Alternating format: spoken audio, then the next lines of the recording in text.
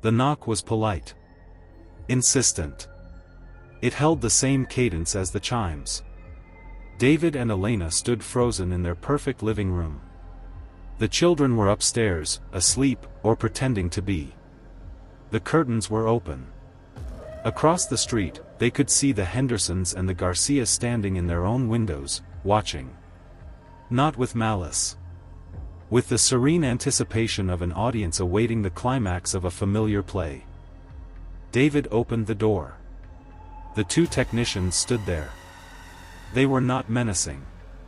They were clean, professional. The taller one held a sleek metal briefcase. "Mr. Miller. Mrs. Miller. My name is Alan. This is Ben. We're here for the integration protocol. May we come in?" It wasn't a question. David blocked the doorway. "We're not interested." Alan smiled, a small, understanding curve of the lips.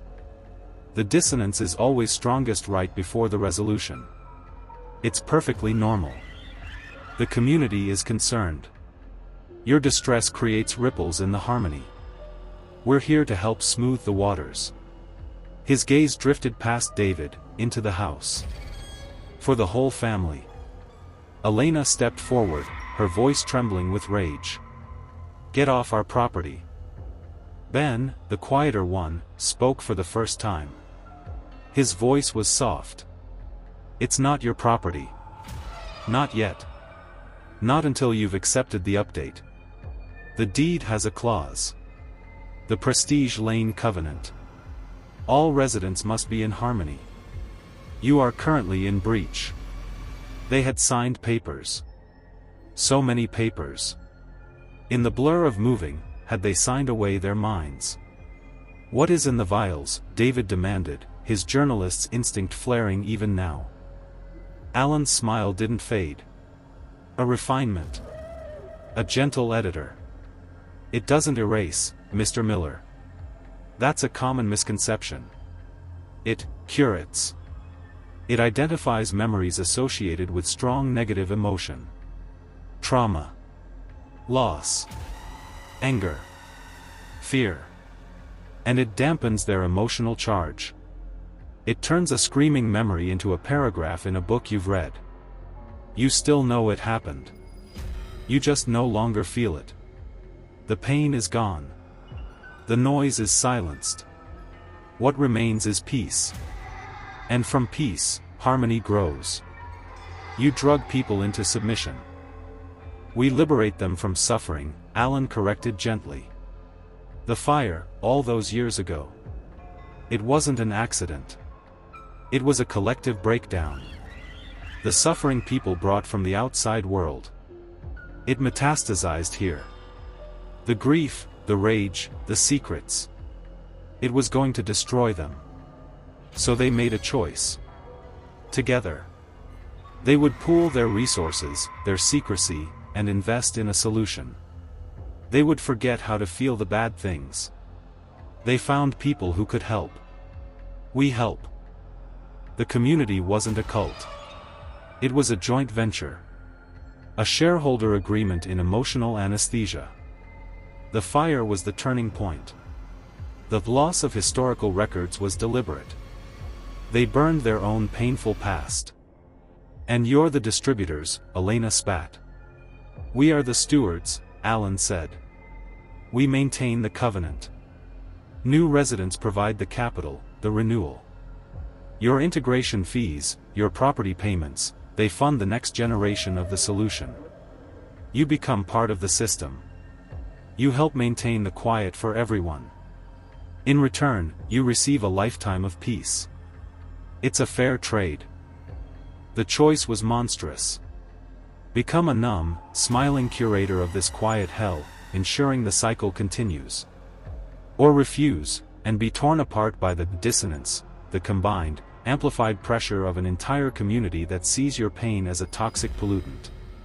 "And if we say no," David whispered. Alan's smile finally vanished. It was not replaced by anger, but by a cold, clinical blankness.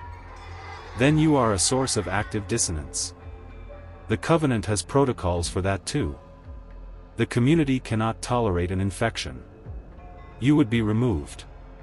Your contractual obligations, including the debt for the house and the breach penalty, would fall to the next of kin. The children would remain. They are young. Their integration would be simpler. The community would raise them in harmony.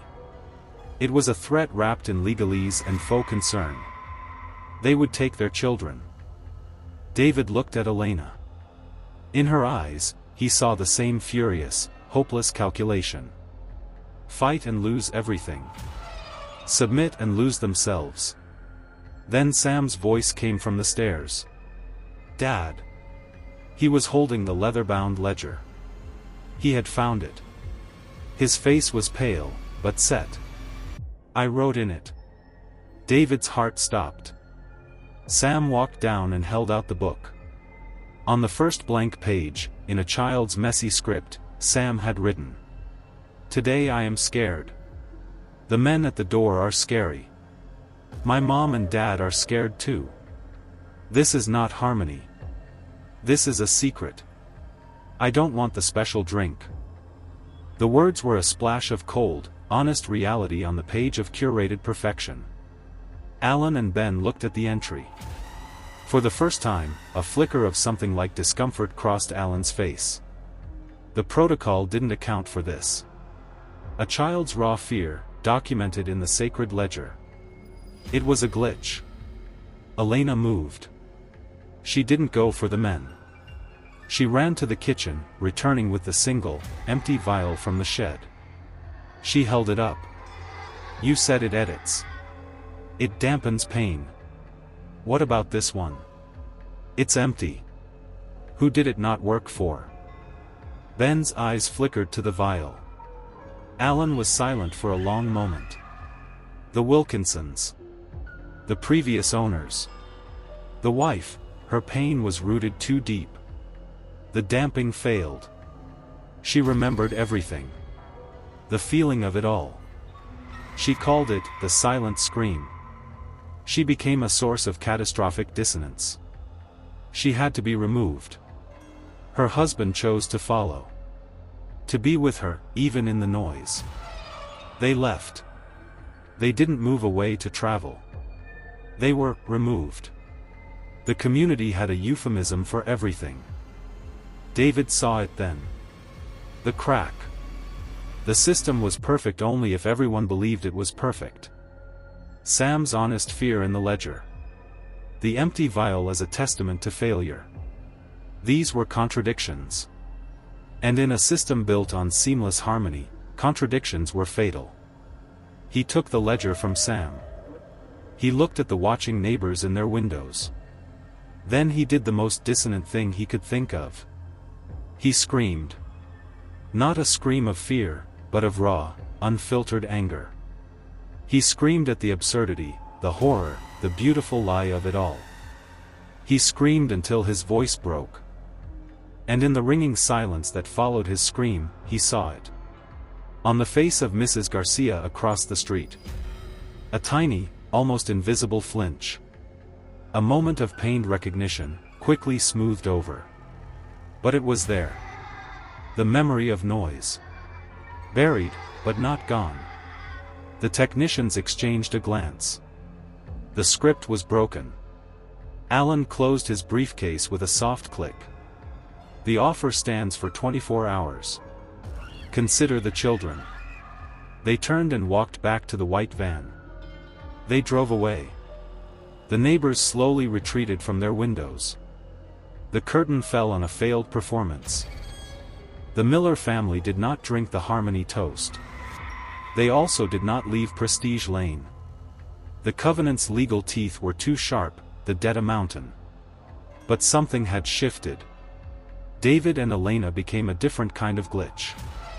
Not a screaming one, but a quiet, persistent one. They did not smile falsely.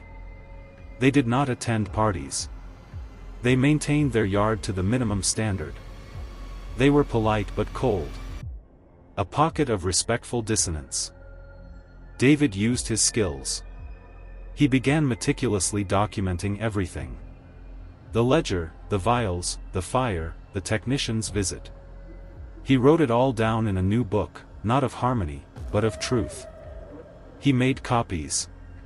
He mailed them to lawyers, to journalists, to a safe deposit box. He let it be known to the neighborhood committee that these packets existed, with instructions to disseminate if anything happened to his family. They were left alone. Not out of acceptance, but out of a new calculation.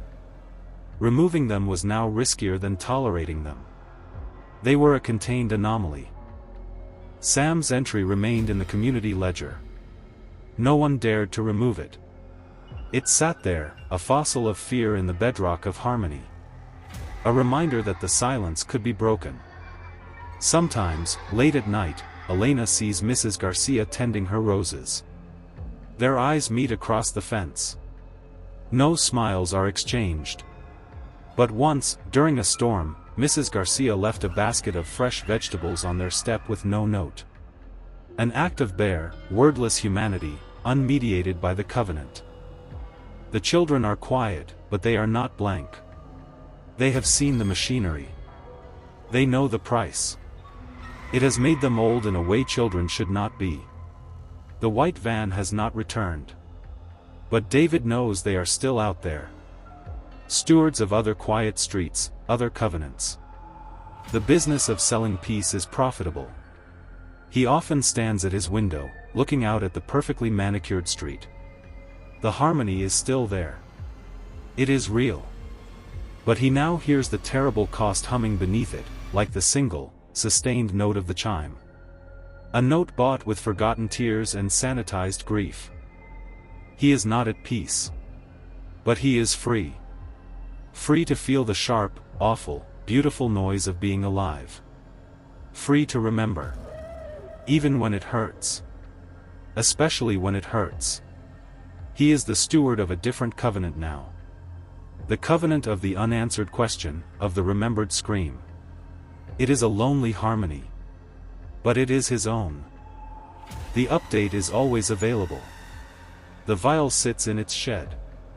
The offer, he knows, never truly expires. Some nights, when the silence of the street feels like a weight, he thinks about it. The relief it promises. Then he looks at Sam's handwriting in the ledger. He feels Elena's hand find his in the dark, gripping tight, an anchor in the noisy sea of their own unedited lives. And he chooses the noise.